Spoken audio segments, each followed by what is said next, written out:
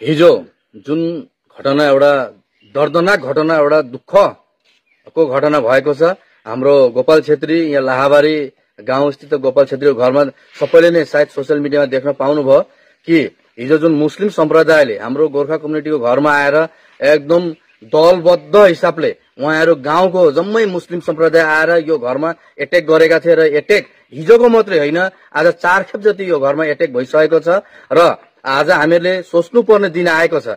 प्राय एकदम हिन्दूमाथि जुन एउटा षड्यन्त्रमूलक हिसाबले यो मुस्लिम सम्प्रदायले जुन एउटा एटेक गर्दैछ, यो एउटा सोच्नुपर्ने कुरा छ र यो हामी कदापि पनि सह्य गर्नेछौँ र उदालगुडी जिल्ला गोर्खा छात्र संघको तर्फबाट हामी यसलाई घोर भर्त्सना गर्दछौँ र यहाँका जति पनि लाहाबारीका हाम्रो गोर्खा दाजुभाइ दिदीबहिनी आफ्नो सम्प्रदाय हुनुहुन्छ, उहाँहरू हामी आह्वान गर्न चाहन्छौँ, तपाईँहरू एकत्रित हुनुहोस्। तपाईहरु एकत्रित हुनुहोस्, नभए भोलिको दिनमा तपाईको घरमा पनि उहाँहरूले एटेक गर्नेछन्। हामी जुन यहाँनिर बुझ्न पायौं, यहाँको जुन अलिकति युनिटी, यो गाउँमा युनिटीको कमीहरू देख्न पायौं। हिजो यो घरकोले मात्रै झेल्नु पर्यो, पल्लो घर अर्को घरका मान्छेहरू नआउँदाखेरि यहाँ घरका मान्छेले अति दुःख हाम्रो अगाडि पोख्नु भयो र हामी पनि यहाँ दुःख पोख्न चाहन्छौँ।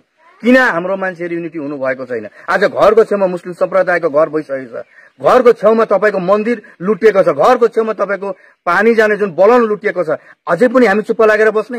अझै पनि हामी जागृत नहुने? र यो जुन हुँदैछ, जुन मुस्लिम सम्प्रदायले हाम्रो गोर्खा जातिमाथि जुन एउटा एटेक गर्दैछ, यसलाई हामी किन्तु मान्दिनौं र आउँदो दिनमा अगर यदि यस्तो भएछ भने उदालगुडीबाट हजार हजार लाख लाख मान्छे ल्याएर किन्तु हामी यहाँ खडा गर्नेछौँ। यसको दायित्व किन्तु प्रशासन हुनेछ र प्रशासनले पनि हामीले सुन्न पाए मुताबिक जुन तरिकाले यहाँनिर यहाँका हाम्रा सिधा साधा जुन हाम्रो गोपाल छेत्रीको परिवारलाई एउटा दबाब दिएर तपाईहरुलाई नभए हामी चालन गर्छौं, तपाईहरुको दोष उल्टै दोष देखाएर केसलाई उहाँहरूले उल्टो गर्न लाउनु भएको छ। यो एउटा दुःखको कुरा हो र यो विषय पनि हामी शोणितपुर जिल्ला समिति आक्सुलाई एसपी सँग गएर बात मार्नको लागि हामी अनुरोध गर्दछौं, किनभने उहाँलाई प्रेसराइज गरेर गएको छ। उहाँहरू 4 जना व्यक्ति जब उहाँ जानुभएको थियो, तर मुस्लिम सम्प्रदायको प्राय 100-150 जना थिए अरे र लाहाबारी वासीका हाम्रा गोर्खा दाजुभाइहरूलाई हामी आह्वान गर्छौं, दाजुभाइ हो, तपाईहरुलाई मुटुमा दुखेन?